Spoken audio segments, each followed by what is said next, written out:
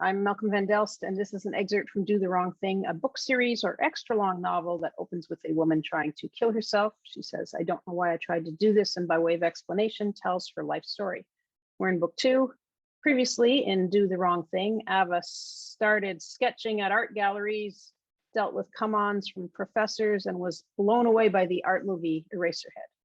This is a continuation of the chapter called Art. Aaron, the friend of Gerald's who inspired me to shop at the Salvation Army, wears sweaters, narrow mini skirts and tights, always in golds, browns, and olives with flat black shoes. She carries a purse with a handle. I mean, not an over-the-shoulder strap, but an actual handle she has to hold onto with her hand. Impractical. But she's confident and self-assured. She always carries a sketch pad in that purse. I wonder about studying art in Birmingham, though. Why wouldn't you make the hour trek to Concord, to the best art school in Canada, instead? Gerald invites me to meet him at Aaron's Halloween party. I paint dark circles under my eyes, cake myself in dirt, and tease out my hair, dumping baby powder into it until it's ratty and dry. I rip holes into the brown dress I've bought for the occasion. I practice a lurching, injured walk and vacant stare. I take the grubbiest plastic bags from under the kitchen sink to the parking lot behind my building, where I roll them in the dirt. Then I put my purse and a few beers inside. At the end of Aaron's block, I start loping and get into character. Down the sidewalk, up to her door, I ring her bell. She opens and I tilt my head up. The porch is a few inches lower than the doorway she stands in. "Please, help." I hold up my hand and gaze at her with desperation. Her eyes open wide and her smile disappears. "Money." She looks behind her to the people already in her living room, hesitates, then looks back at me. "Hi," I say, grinning and dropping my act. She titters, which causes her witch hat to vibrate. "Oh, it's you," she says. I don't think she recognizes me, though, which would make sense because we've only met once before. "I'm Gerald's friend."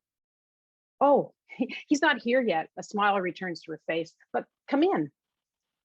She leaves me almost immediately to join a fairy, I think, and a teddy bear. I look around. I don't recognize anyone, and I don't expect Bill, Carolyn, or any of my vague cafeteria acquaintances to be here.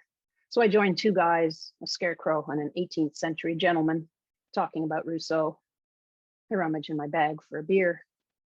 The guys glance at me, but keep on with their conversation, so I find a seat by the wall and watch the door for Gerald. After what seems an appropriate length of time to spend at a Halloween art party, I make for the door, calm, nonchalant. It was a good party, yeah, but I'm feeling peckish.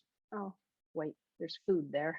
I'm tired, and I want to get up early in the morning and go to Concord to draw. Outside, halfway down the block, my shoulders slump and I exhale. Fucking Gerald. Gerald zooms away from me. I startle and slump into the bus seat behind me. He was normal, laughing his head off and looking at me, astonished. Then my vision became black with a small circle in the middle, as if I was staring through a telescope backwards, with Gerald at the other end.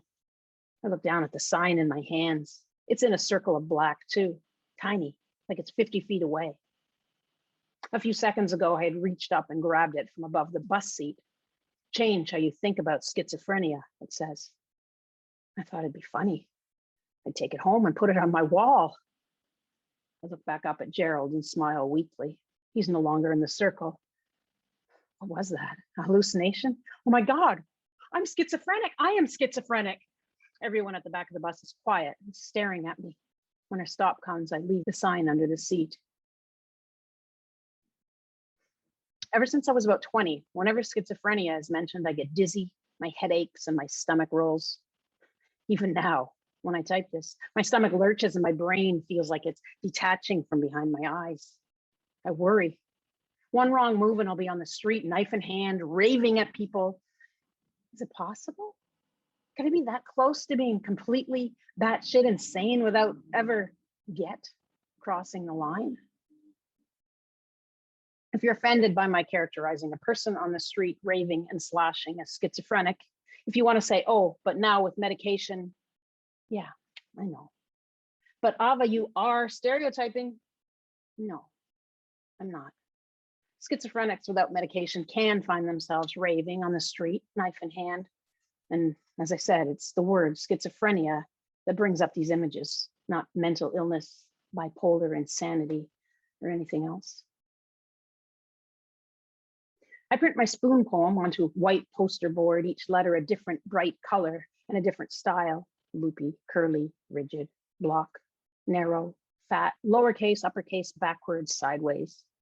I use the pastels and acrylic paints I bought for art class, along with wax and Laurentian crayons I already own. I make it on Susan's coffee table in the living room when Susan's not home. I take it to Philip at Around the Block. Do you want to put it up in the store, I ask? Sure, he says. Next chapter, The Edge. I know what she means. She's another friend of Gerald's, an art history major. I don't know her well, but the clothes that always look slept in, his eyes with their ever-present bags, the greasy hair and the stubble. Philip is creepy. On the other hand, men don't often pay attention to clothes the way he does. Soft mustard-colored sweaters, cobalt blue checked shirts that highlight his eyes, red, gold, and silver paisley silk scarves. He's the perfect combination of Oscar Wilde and Bukowski. Yeah, Oscar Wilde and Bukowski. His story's cool. He hangs out smoking hash, talking to people with the air of someone not trying, merely letting life give him what it has to give. He's not stupid.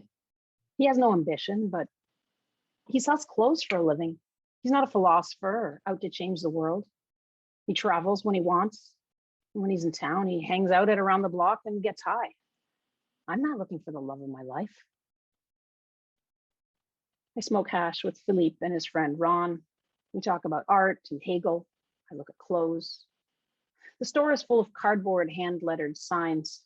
2 aisles in, there's a shoe display, old 45s hanging from the ceiling on string, attached to each other into a sign that says Hit Parade of Shoes.